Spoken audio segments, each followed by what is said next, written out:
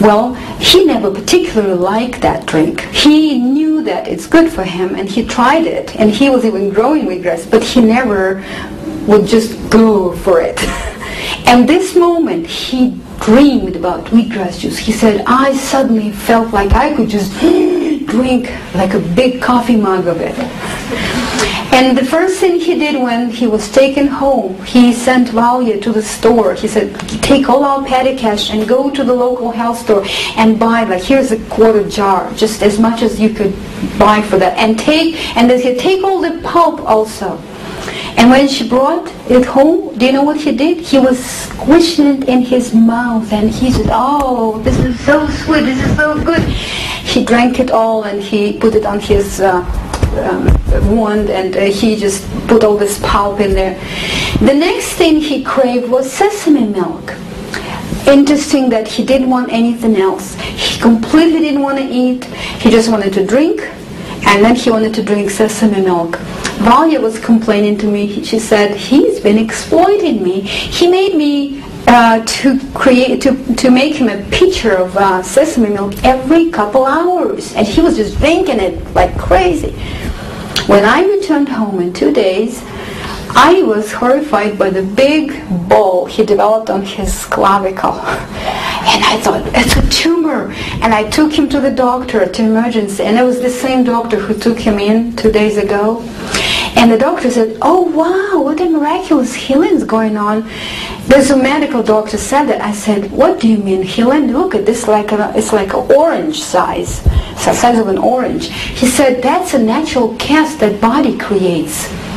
He says that usually it's the size of a tennis ball. It's a small ping pong ball.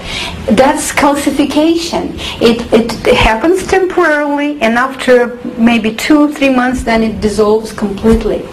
That's how nature heals this casts, broken bones. Because there are some parts of our body we couldn't put cast on, so clavicle is one of them. And he said, I see that he developed such a big one in 2 days. He says, it's unbelievable.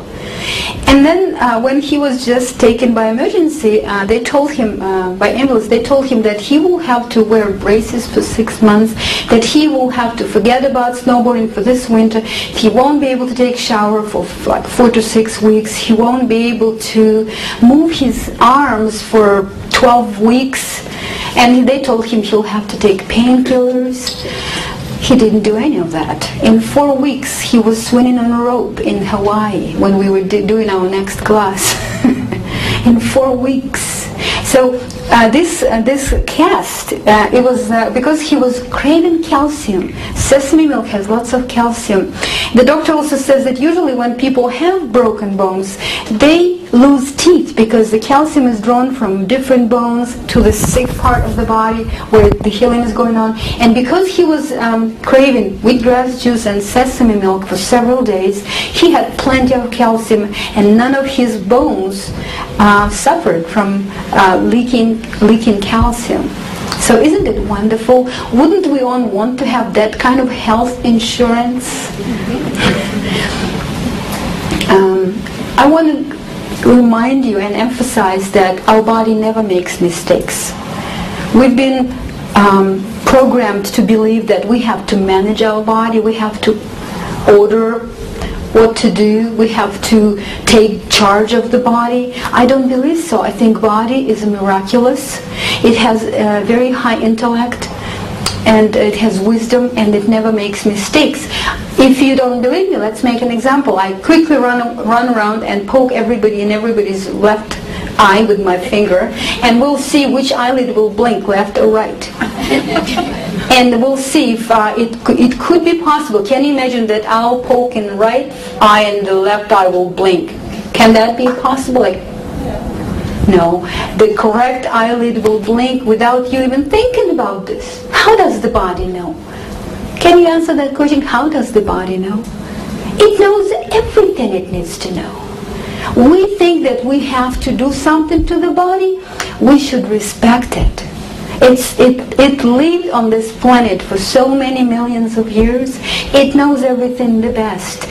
The only thing we could do is we could cooperate or we could go against it. Which one would you like? Which one would you choose? Do you want to cooperate with your body? So do it. Cooperate with your body. And when you feel tired, rest. When you feel sleepy, sleep. When you feel thirsty, drink. When you feel full, stop eating. When your body feels like walking and stretching, walk. When your feet are in pain from high heels, throw those high heels away, recycle them. And so on and so forth. Cooperate with your body. And try to figure out what your body likes, what it doesn't like. Does your body like makeup on your face? Does your body likes the eyeglasses? Does your body likes everything you do? Thomas Quackenbush, he made an experiment in Florida. He took 100 volunteers and he said 50 people took dark glasses on, 50 didn't, and he placed them on the shore, on the beach, and he was measuring what kind of a sunburn they will have. Those people who were wearing dark glasses had much more sunburn than those who didn't. And then he started to make research, and he found out that 99% of all the receptors that receive the information about the density of the sun located around eyes. So when we cover those receptors, we send an incorrect message to our brain saying, hey, there's a twilight, relax. And when we don't, then these receptors become active, and then they send the impulse to our hormonal system and say, hey, we need to do some protection from sunburn.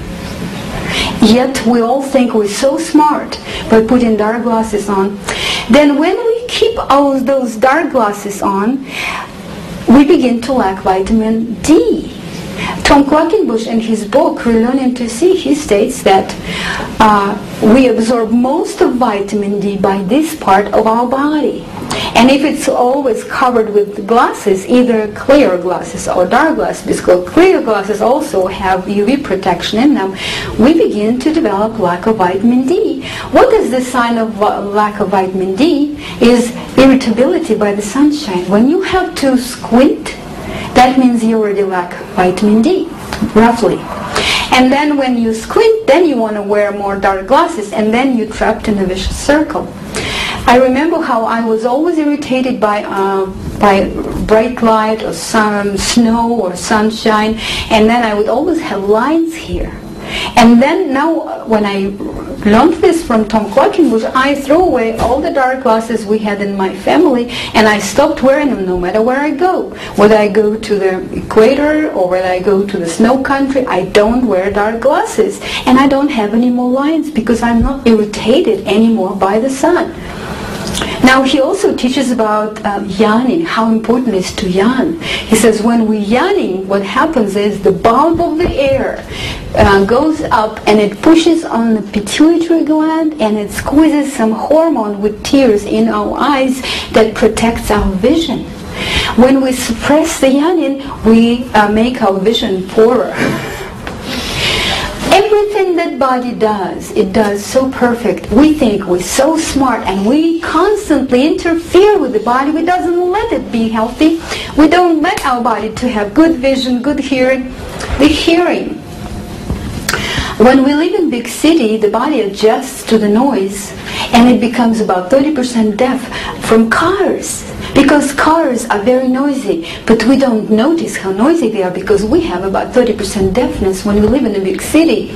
If you ever spend 2 months in the woods and you will gain 100% hearing, and then you will come to the car. When we lived for 2 months on the trail, and then we needed to go to the post office to pick up one of our mail drops that we sent to ourselves on the trail with the supplies, we asked a man to give us a ride, and when he turned on the truck, all 4 of us started to run away from the truck with the yelling. And the man thought there's a bomb or something, and he started to run away. And then he said, what's wrong? And we said, your car is so loud. We've never heard such a loud car. And then later we were just laughing because our hearing restored, and this car was scary. It was so stressful. And then we also were now in 2 months of not driving.